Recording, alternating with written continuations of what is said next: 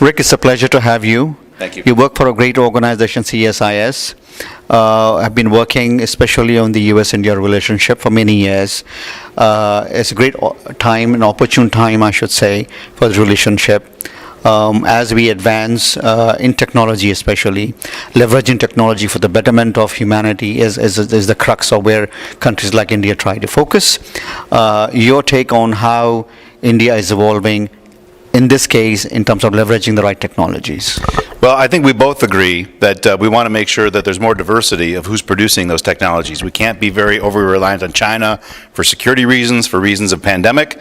And so for the United States to actually encourage outbound investment by U.S. companies to consider India as that next best destination, that's pretty historic. Generally, U.S. administrations want that investment to come back home, but for India as a friend, as a partner, if they're thinking about China plus one, we're trying to encourage it. But also some of the technology that India is building to try to provide basic services to mass humanity.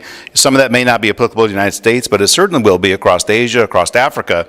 So also I'm hoping that some of those domestic technologies that bring price points down for critical things like digital payments and such, there's a lot India's doing right now that I think the rest of the world can learn from, and IITians, of course, are always at the forefront.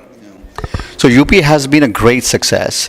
I mean, you keep going to India. I was there, last year, just under a year ago, and I traveled pretty much north-south, and including the local small shops, the rickshaw drivers, everybody has a Paytm or a UPI app. So that's where I think I saw, wow, because we always felt that Indians love cash.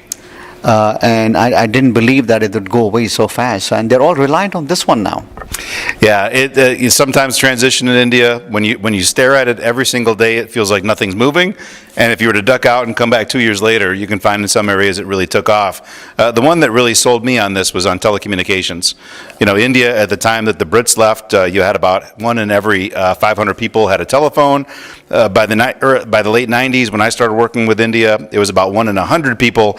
And then that massive reform they did in 1999, the new telecom policy that blew the doors off, privatized, allowed private firms to come in, you know, it triggered this massive telecom revolution that put new technology and empowered a lot more citizens.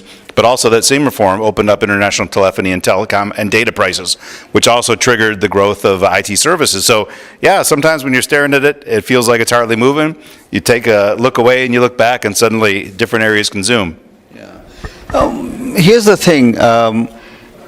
We always talk about people-to-people interaction, people-to-people commerce, but there are governments who have to have the right policies in place to enable and empower these movements. What is your take, especially when it comes to the relation between these two great democracies? Well, there's two ways to look at it. You know, so far the people-to-people, it's very unidirectional. You've got a lot of Indians coming here as students, as tech workers, things like that. And certainly I'd like to see liberalization of immigration policies, because when you come here, you get that degree, and again, nobody proves this more than IITians, start some of the best companies. Well, I certainly want folks that have that kind of dynamism to come here and stay, take root, and build companies, and provide employment to folks. You know, it's terrific. So there's more we can do, I think, to liberalize and make it easier. But also, I would love to see initiatives that our governments can take, that our business schools can take, and others, to get more Americans that don't have any Indian heritage and go give them a taste of India. You got folks that go out there for cultural reasons, things like that. But go out there, because if you're a Fortune 100 company, you've got to have a really strong India backbone to succeed in the next 50 years. If you're working in tech areas and things like that, if you're working on national security. So I think those are the two calls I think we've got. Help Indians that want to come here and stay and grow, and get more Americans to go there for the first time. So there's good things we can do, I think, to further encourage that people-to-people. Yeah. How about the apprehensions here in the U.S., especially in the previous presidency, of trying to limit these interactions and this trade? Because it isn't, at the end of the day, like you said, we have to build our partnership and find new friends all the time, which is in the interest of U.S. and, of course, in the interest of the global trade and commerce. This has to continue, I think, regardless of which regime comes in. Yeah, people kind of forget, but we did have a medium-intensity trade war with India during the Trump administration.